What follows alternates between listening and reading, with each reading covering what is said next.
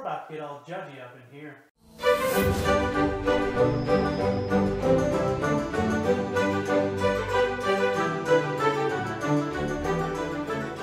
Hello YouTube! Welcome to another episode of John Maxwell Lives. Today we are doing the second edition of Only Judge a Book by Its Cover. Today we're going to tackle something that's a little more beyond Harry Potter and the Sorcerer's Stone. We're going to go with a book that's a little more philosophical. It tends to be more popular in the intellectual crowd, so we're really highbrowing it up in here today. You might be wondering, what book is this? The book I'll be reviewing today, solely by its cover, Zen and the Art of Motorcycle Maintenance by Robert M. Pirsig. So that's enough chit-chat. Let's just go ahead and dive right into this one. So as we can see by the cover, maybe if I go with a different edition? Alright. Well, apparently it is an inquiry into values. According to this one, it's the provocative, profound, and deeply affecting modern classic that has inspired millions. Robert M. Pirsig, you haven't given me a whole lot to go with. So, this is a wrench growing up out of a plant of some kind. I think that has something to do with what's happening in this book.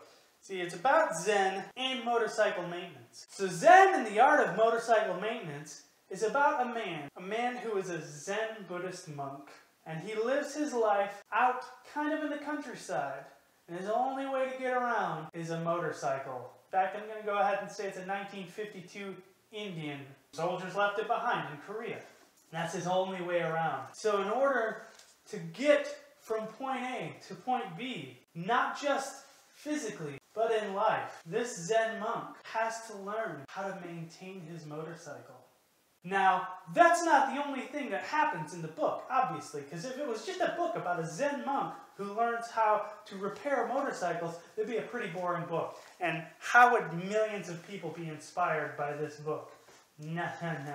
And I think also this magical wrench plant has something more to do with it. So, Zen monk with the motorcycle, riding along one day, and he gets attacked by samurais. Evil motorcycle-hating samurais. And of course, now he's got to figure out, that's when he has to figure out how to fix the thing. Because they break it. They chop at it with their swords. But he's able to stop them.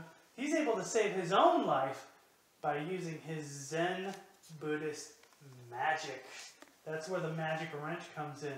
Because he just sits down to a lotus position and he meditates. And while they're chopping away at his bike, and they're about to turn and start chopping away on him, all of a sudden, this magical wrench sprouts up out of the ground in a lotus flower. Even though lotuses grow in swamps, not in the ground. But this is Zen magic. So, yes. And just as they're about to approach him, he calmly reaches forward and grabs the wrench, and then starts to dole out the most brutal beating that anybody's ever beaten anybody with a wrench with, using the power of the Zen magic wrench. And then, once he has dispatched all of his enemies, calmly walks over to the pile that was his motorcycle. The motorcycle that represented his life, his very being. He goes to work with the Zen magic wrench.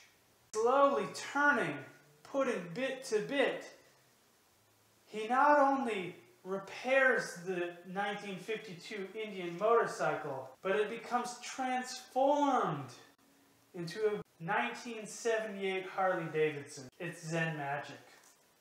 So what's the metaphor? What is this about? How has this inspired so many people? It's up to you to find that Zen magic wrench, to sit down into your metaphorical lotus position and do your metaphorical meditation, to sit there and contemplate, reach within to figure out the magic tool that you need, and your Zen magic wrench will blossom in front of you, whatever that Zen magic wrench might be, metaphorically speaking. Because this is all metaphors, of course, right? Unless this guy actually seen anything about.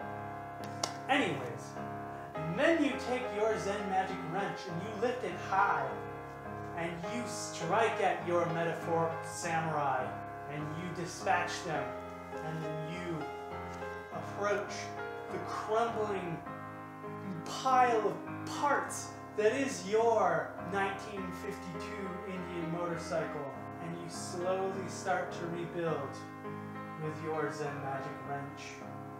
And you rebuild your motorcycle into something greater, something bigger, something better, something with a louder engine that says, I have been destroyed, but I have rebuilt myself from the ground up! Whew, I'm getting kind of intense here.